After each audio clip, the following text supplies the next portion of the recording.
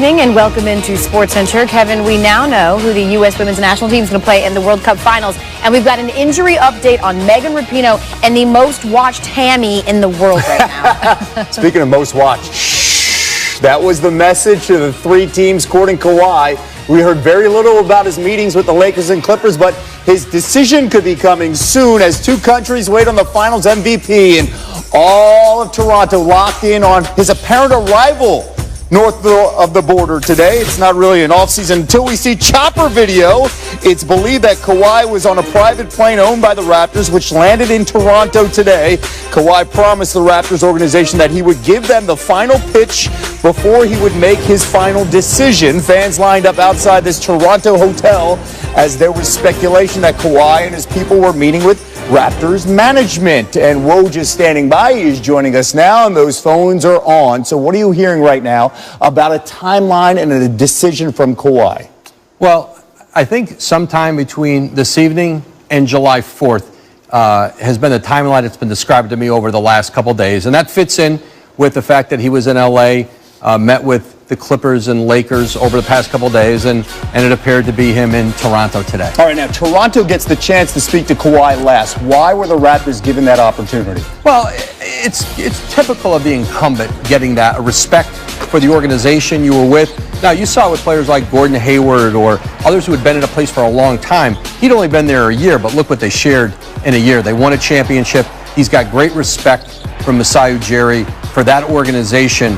And whatever his decision was going to be, you know, he wanted to be there and spend that time with them and give them that opportunity. But, you know, I don't know that there's a lot that the Raptors have to say. They made their case to him this year. Certainly you could talk about what the roster might look like and some other things, you know, but the pressure was on the Clippers, the Lakers, in a very short window of time to make a case. He has a relationship with Masai Ujiri. He knows his teammates. He knows that he is a historical sports figure in the history of Toronto and Canada.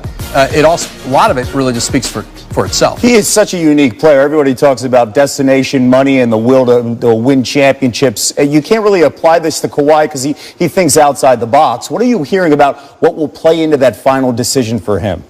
Well, I think the teams who pursued him and I think the teams who have him believe that, you know, comfort is important, and having a touchstone in an organization where he played. He had that for a long time with Greg Popovich in San Antonio. But Toronto, it exists there with Masai Ujiri. He built a relationship with Nick Nurse, his head coach. You know, there's a young core there, Pascal Siakam and OG Anunoby, who are going to, you know, grow with him, and some veterans who are going to still be able to play.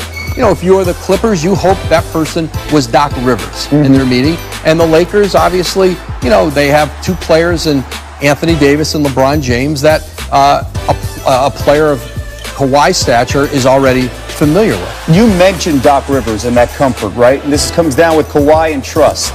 He felt like he lost trust in San Antonio. How important is that going to be the deciding factor in something like this with Doc Rivers when it comes to relationships? Kevin, I wouldn't speculate what the deciding factor would be, but if it's about relationships, the relationship he has, the bond he built, and the success he had with Masai Ujiri in Toronto will beat everybody else. That's probably a factor.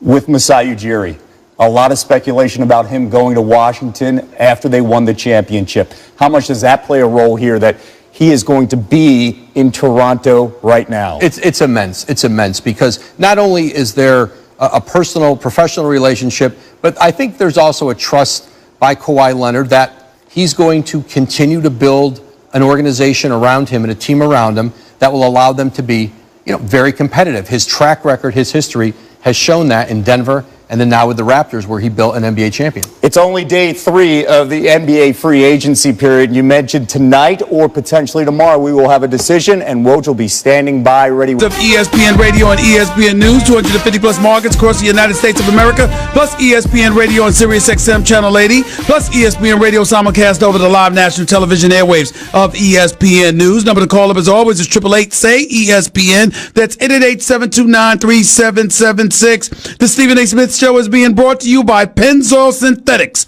taking synthetic motor oil performance to a whole new level. So make the switch to Pennzoil Synthetics today. It's time for Straight Talk, brought to you by Straight Talk. Let's get into a lot of things. A lot of things that would be nice to get into that I think it's necessary to get into today. Number one, Kawhi Leonard. Where is Kawhi Leonard going to end up? Here is the answer. Are you ready? Are you waiting for me to tell you where Kawhi Leonard is going to end up? Here's the answer. I don't have the slightest damn idea. I don't know. I don't know whether he's staying in Toronto. I don't know whether he's going to the Clippers. I don't know whether he's going to the Lakers. And anybody who tells you that they know definitively is a damn liar. Maybe his woman, maybe his mama, maybe his uncle, maybe somebody like that. But I'm trying to tell you, search high and low, left, right, up, down, don't matter. Nobody knows where the hell Kawhi Leonard is going. Nobody. I can tell you where I don't think he is going. I damn sure don't think he's going to the New York Knicks. And by the way, to New Yorkers everywhere, to the Steve Mills, Scott Perrys, David Fizdales of the world, and others, even James Dolan, now that a couple of days have subsided and my misery has sunk in and my heart has ached for the last 48 hours, I must tell you, I'm going to keep my head up. I'm going to look ahead. I'm going to acknowledge the fact that the New York Knicks are still a better team than they were Sunday. They're moving in a forward direction. The level of prudency that they've exercised is not something that should be condemned, but that I still stand by what I stated.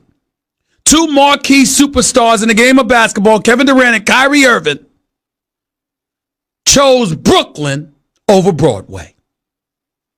We don't know of anybody in the history of any profession in the United States of America that has chosen Brooklyn over Broadway until now. They chose Brooklyn over Broadway. And we can elaborate and pontificate about the reasons as to why that may have been the case. But the reality is very, very, very simple. Brooklyn was chosen over Broadway. And as a result, the eye of New York basketball will be aimed squarely in the direction of the Barclays Center off Atlantic Avenue, at least for this upcoming season and in all likelihood for years to come. That is the reality. That is the inescapable fact. And as a result, we look at the New York Knicks and we're going to lament what they don't have. Nobody's saying they're not moving in the forward direction. What we're saying is that Madison Square Garden, the world's most famous arena, is devoid of a star during basketball season. The stars are going to be playing somewhere else. That's point number one. We'll get to that a little bit later. Point number two, back to Kawhi Leonard. It seems as if the Lakers may have the upper hand, but we're hearing that's not the case. Nobody knows. I can tell you this, and I've said this 2 days ago. I'll say it again. I don't know whether it's true or not. I have no idea. I don't know Kawhi Leonard. He doesn't really talk. Never rude. Always a gentleman. But I got to tell you that if you talk to the Los Angeles Clippers, they don't believe for 1 second that Kawhi Leonard will be lost to them in favor of the Los Angeles Lakers. They believe Kawhi Leonard is coming to them or he's staying in Toronto. And somehow, some way, you got to ask yourself, as basketball fans, as basketball lovers, you got to ask yourself this question. It's very, very important. You got to ask yourself this question. If you are a true basketball fan, do you want Kawhi Leonard in the Los Angeles Lakers uniform playing alongside LeBron James and Anthony Davis for the next 3 years? Or do you want Kawhi Leonard playing for the Clippers and competing with LeBron and Anthony Davis for the next several years in LA?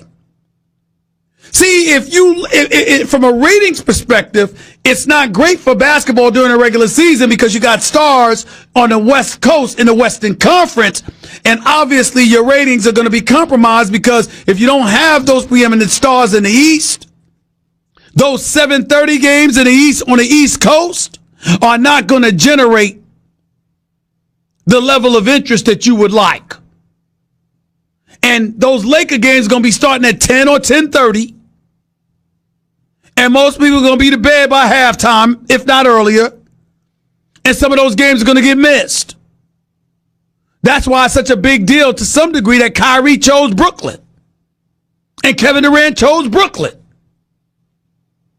But for me, it's not even about that. For me, it's about Kawhi Leonard is a superstar. He's one of the top 5 players in basketball. And to have 3 of the top 5 players on one team, to me, it's unfair. Which brings me to Kevin Durant. Because the one thing, look, I got to put some stuff out there, and I got to clarify stuff once and for all. I truly do. I got to do this.